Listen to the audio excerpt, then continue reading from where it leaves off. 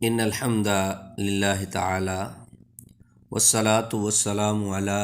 اشرف الانبیاء والمرسلین، اما بعد فاعوذ باللہ من الشیطان الرجیم، بسم اللہ الرحمن الرحیم۔ سبحان الذی اسری بعبدہ لیلا من المسجد الحرام الی المسجد الاقصی الذی بارکنا حولہ لنریہ من آیاتنا انہ هو السمیع البصیر۔ وقال اللہ تبارک و تعالی فی شان حبیبہ مخبرا و آمرا ان اللہ و ملائکتہ یصلون علی النبی یا ایہا الذین آمنوا صلوا علیہ وسلموا تسلیما۔ اللہم صلی علی سیدنا و مولانا محمد وعلی آل سیدنا و مولانا محمد وبارک وسلم علیہ۔ اللہ جل شانہ و عم نوالہ و عز برہانہ کی حمد و ثنا، درود و سلام ہوں آقا نامدار مدنی تاجدار حبیب پروردگار صلی اللہ علیہ وسلم کی مبارک اور مقدس ذات پہ۔ سامعین محترم، میں آج جس موضوع پہ لب کشائی کرنا چاہتا ہوں وہ اتنا حسین و جمیل، اتنا محبت بھرا موضوع ہے کہ جس میں خالق کی اپنے بندے کے ساتھ، محبوب اور محب کی جو محبت ہے یہ اس کی ایک داستان ہے، اور اس کا پس منظر کچھ ایسے ہے کہ نبی پاک صلی اللہ علیہ وسلم، جیسا کہ آپ علماء سے سنتے رہتے ہیں کہ مکی زندگی جو تھی اس میں کفار مکہ نے آپ کو، آپ کے ساتھیوں کو جتنا وہ تنگ کر سکتے تھے، جتنی وہ تکلیفیں مصیبتیں دے سکتے تھے، پہنچا سکتے تھے، انہوں نے اس میں اپنی حدیں ساری پار کر دی۔ بے شمار واقعات آپ نے سنے ہوں گے کہ آپ صلی اللہ علیہ وسلم کے صحابہ، جن میں حضرت بلال، حضرت خبیب رضی اللہ تعالیٰ عنہ جیسے کتنے ہی عظیم صحابی ہیں جن کو ستایا گیا، اور ان کا ستانا،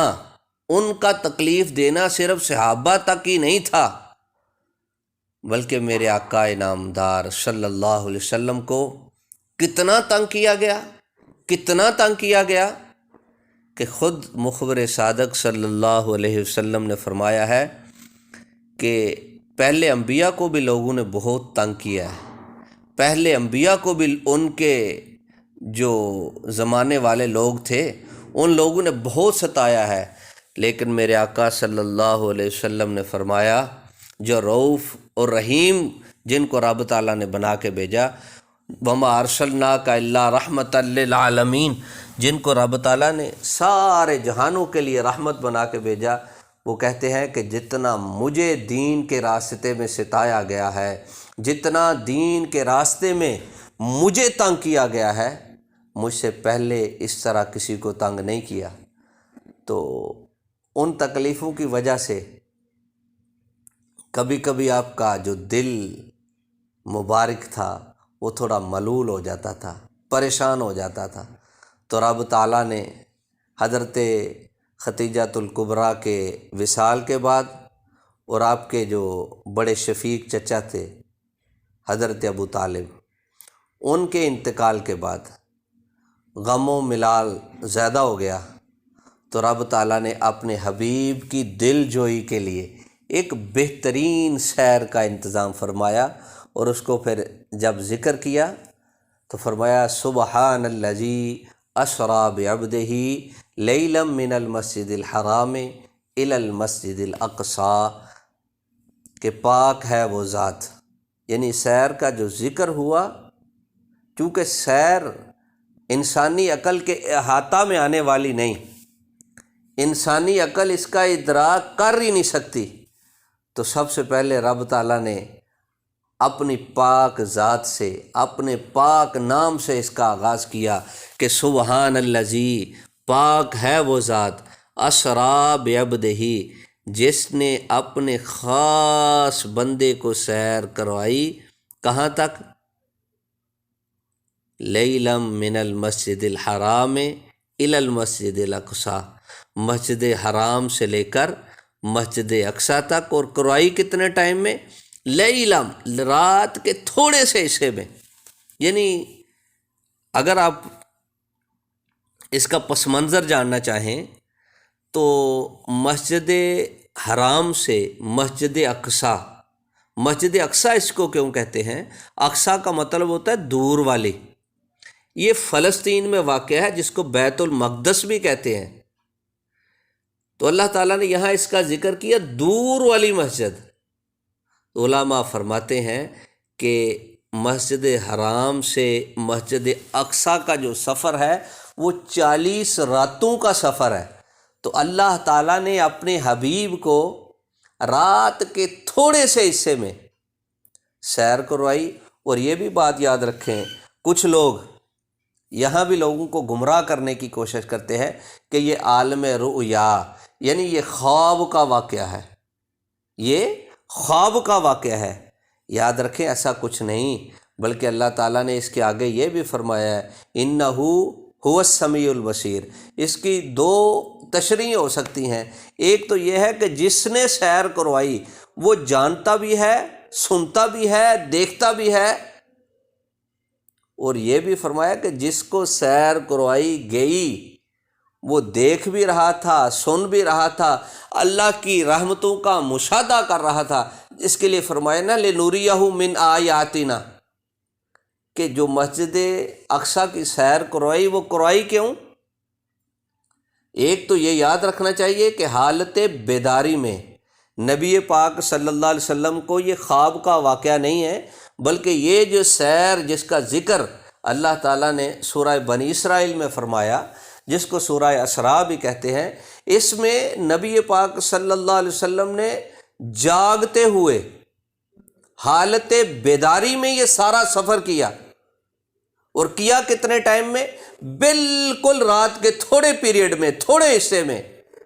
اور سیر قرانے کے ساتھ ساتھ، چونکہ جدھر بھی بندہ سیر کرنے کے لیے جاتا ہے، یہ عام دنیا کا وتیرہ ہے، کہتے ہیں کہ وہ جگہ، اس میں یہ ایک خاص بات ہے، وہاں وہ خاص نقطہ ہے، وہاں آبشاریں ہیں، وہاں جھولے ہیں، وہاں فطرت کے مناظر دیکھنے والے ہیں۔ تو اللہ تعالیٰ نے بھی کیا فرمایا؟ لِنُرِيَهُ مِنْ آیاتنا، کہ وہاں اللہ تعالیٰ نے اپنی جو نشانیاں تھیں وہ دکھائیں۔ تو مسجد اقصی، بیت المقدس، جو فضیلتوں، برکتوں اور رحمتوں والی جگہ ہے، فرمایا اس مسجد کے ارد گرد جو ہیں وہ بڑی رب تعالیٰ کی نشانیاں ہیں۔ تو علماء فرماتے ہیں کہ وہاں نشانیاں کیا ہیں؟ ایک تو آپ کو کچھ لوگ یہ بھی بولیں گے، اس میں بھی کچھ شبہ والی بات نہیں ہے، کہ وہ جگہ ویسے ہی فطرت کے مناظر کے لیے خوبصورت ہے، وہاں فطرتی لحاظ سے بہت پیارا موسم ہے، اور ساتھ ساتھ یہ نُرِيَهُ مِنْ آیاتنا، اس میں جو خاص چیز ہے وہ یہ ہے کہ وہاں اللہ رب العزت کے نام لیوا، اللہ رب العزت کے پیغام کو اللہ رب العزت کی مخلوق تک پہنچانے والے کتنے ہی انبیاء کا مسکن بھی تھا، اور مدفون بھی وہ وہاں، یعنی کتنے ہی انبیاء ہیں جو مسجد اقصی کے ارد گرد مدفون ہیں۔ تو اس سے یہ بھی ثابت ہوتا ہے کہ اللہ تعالیٰ نے، اللہ رب العزت نے مسجد اقصی کی جو فطرتی مناظر تھے ان کی بھی سیر کروائی، اور وہ جو انبیاء کے مسکن تھے ان کی بھی سیر کروائی، انبیاء جہاں مدفون ہے وہ جگہ بھی دکھائیں، اور ساتھ یہ بھی فرمایا کہ نبی صلی اللہ علیہ وسلم اپنے دل پہ کسی چیز کا بوجھ نہ لیں، اپنی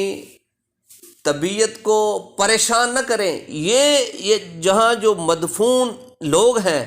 یہ بھی وہی تھے جو اللہ کی حمد و ثنا بیان کرتے تھے، اللہ کے نام لیوا تھے، اللہ رب العزت کا پیغام اس کی مخلوق تک پہنچانے والے تھے، تو وہ بھی وہاں مدفون تھے، ان کی قبروں کی زیارت بھی رب تعالیٰ نے کروائی۔ تو سفر معراج ایک بڑا انوکھا سفر ہے۔ اس میں یہ بھی آتا ہے، علماء فرماتے ہیں کہ نبی پاک صلی اللہ علیہ وسلم جب مسجد حرم سے مسجد اقصیٰ کی طرف رخت سفر باندھتے ہیں تو راستے میں آپ کا گزر ایک سرخ مٹی کے ٹیلے کے پاس سے ہوا۔ وہاں آپ نے دیکھا کہ سیدنا موسیٰ علی نبینا اپنی قبر میں کھڑے ہو کے نماز پڑھ رہے ہیں۔ تو اکثر علماء نے یہاں اس کا یہی ترجمہ کیا ہے کہ حضرت موسیٰ علی نبینا وہاں کھڑے ہو کے نماز پڑھ رہے تھے، تو حکیم الامت مفتی احمد یار خان رحمۃ اللہ تعالیٰ علیہ، اللہ تعالیٰ ان کے درجات کو بلند فرمائے، وہ فرماتے ہیں کہ یہاں جو لفظ صلاۃ استعمال ہوا ہے اس کا مطلب یہ ہے کہ جب نبی پاک صلی اللہ علیہ وسلم کی سواری حضرت موسیٰ علی نبینا کی قبر کے پاس سے گزری تو سیدنا موسیٰ علی نبینا